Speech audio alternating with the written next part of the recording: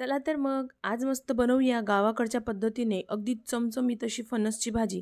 तर मी इथे अर्धा किलो हे फणस म्हणजे बाजारातूनच कट करून आणलं होतं. त्याला 2-3 पाण्याने स्वच्छ धुवून घ्यायचं. नंतर एका कुकरमध्ये सगळं फणस टाकून याच्यामध्ये हळद आणि चवीपुरतं मीठ आणि अगदी अर्धा ग्लासभर पाणी टाकून याची एकच सिट्टी काढून घ्यायची आहे. जोपर्यंत सिट्टी होते तोपर्यंत एक मसाला तयार करून घेऊ. त्यासाठी कोरड्या कढईमध्येच थोडीशी तिळी भाजून घेतली, ती काढून घेतली. नंतर त्याच कढईमध्ये 1 चमचा तेल टाकून घेतलं. कांदा चांगला परतून घ्यायचा. नंतर याच्यामध्ये किसलेलं खोबरं टाकून घेतलं, लसूण टाकून घेतलं.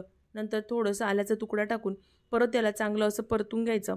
परतून झाल्यानंतर थंड होऊन नंतर आपण याची पेस्ट तयार करून घेऊ. तर याच्यामध्ये मिक्सरच्या भांड्यामध्ये हे सगळं टाकून घेतलं. एक टमाटर टाकून घेतला. आता याची पेस्ट तयार करून घेतली आहे.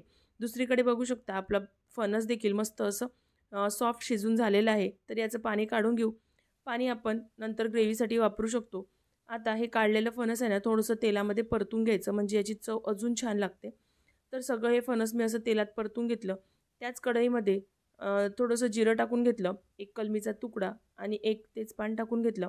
नंतर जो मसाला वाटून घेतला होता ना, तो सगळा याच्यामध्ये टाकून चांगला परतून घ्यायचा.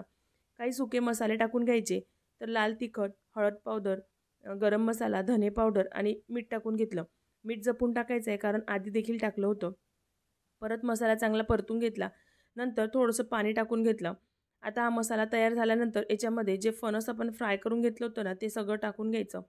मसाल्यामध्ये चांगलं परतून झाल्यानंतर याच्यामध्ये गरम पाणी करून टाकायचं. गरम पाणी टाकल्यामुळे मस्त ग्रेव्हीला तर्री सुटते. तर बघू शकता 5 मिनिटं चांगलं शिजवून घ्यायचं कारण आपण फणस आधी शिजवून घेतलं होतं. त्याच्यामुळे फणस जास्त काही शिजवायची गरज नाही. तर मस्त असं चमचमीत आपलं फणसची भाजी तयार झाली आहे. तुम्हाला रेसिपी आवडली असेल तर व्हिडिओला लाईक करा. चला तर मग बाय.